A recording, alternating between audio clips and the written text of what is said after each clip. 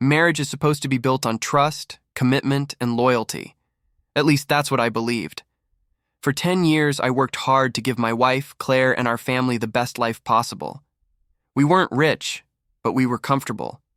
We had a nice home, 2 cars, and most importantly, 2 beautiful kids. I thought our marriage was solid, until her divorced best friend Angela started whispering poison into her ear. Angela had gone through a nasty divorce the year before. She blamed her ex-husband for everything, though anyone with eyes could see she had wrecked her own marriage by chasing excitement outside of it.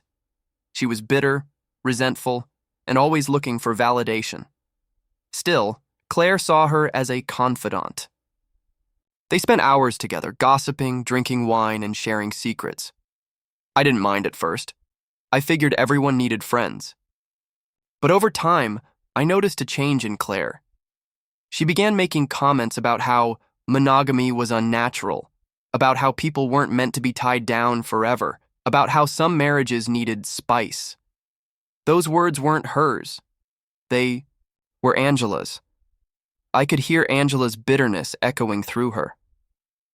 One night, Claire sat me down at the kitchen table. She took a deep breath and said the words that would shatter everything. "I think we should try an open marriage." Laughed at first, thinking it was a bad joke, but her face was deadly serious. She went on about how we had been together for so long, how she felt like she was missing out, and how Angela told her it had saved her relationships before her divorce. The hypocrisy made me want to scream. I told Claire flat out that I wasn't interested. Our vows meant something to me. I wasn't going to share my wife with anyone. She nodded, pretended to drop it, but I could see the disappointment in her eyes. And that was the moment I knew. She had already chosen her path. Within weeks, her behavior changed drastically. Late nights out, constant phone checking, unexplained absences. She grew colder with me, distant with the kids. It was like she was living 2 lives, one as a mother and wife, the other as a single woman chasing thrills. I confronted her several times, and every time she dismissed me with, "Don't be paranoid, I'm just with Angela." But I wasn't stupid.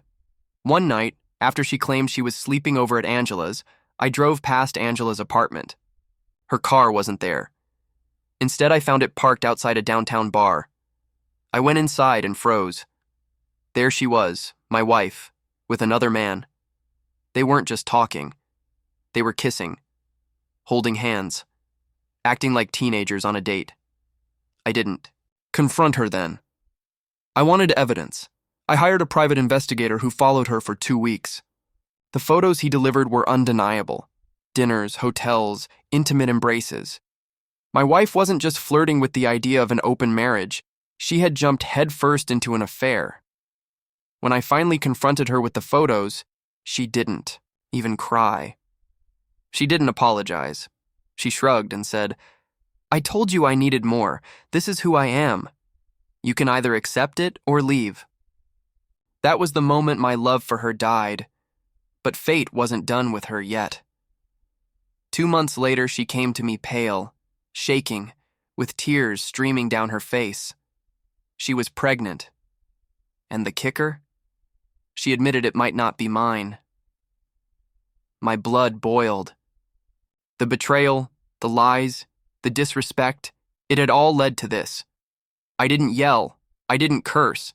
I simply told her, "If you're so sure about this life, then you can live it without me." I filed for divorce immediately. With the evidence from the private investigator, the court had no sympathy for her. I won custody of the kids, kept the house, and secured most of our assets. She left with almost nothing, moving into a small apartment with Angela, the same woman who had fueled this disaster. As for her pregnancy, the DNA test confirmed what I already suspected. The baby wasn't mine. The affair partner, the man she thought was her freedom, vanished the moment he found out she was pregnant. He blocked her number, moved jobs, and left her to deal with the consequences alone. Now, Claire lives with regret. She lost her marriage, her home, her financial security, and her family, all because she listened to a bitter, divorced friend and chased something she thought was exciting. Angela She's still single, still bitter, and now has Claire, crying on her couch every night. Meanwhile, I'm raising my kids in a stable home, free from lies and betrayal. They know I love them, and they know I fought to keep them safe from their mother's recklessness. Claire once told me, "Open marriage will make us stronger." Instead, it opened the door to her downfall. And the cruelest twist, the child she thought would be her new beginning, became the ultimate reminder of the life she destroyed.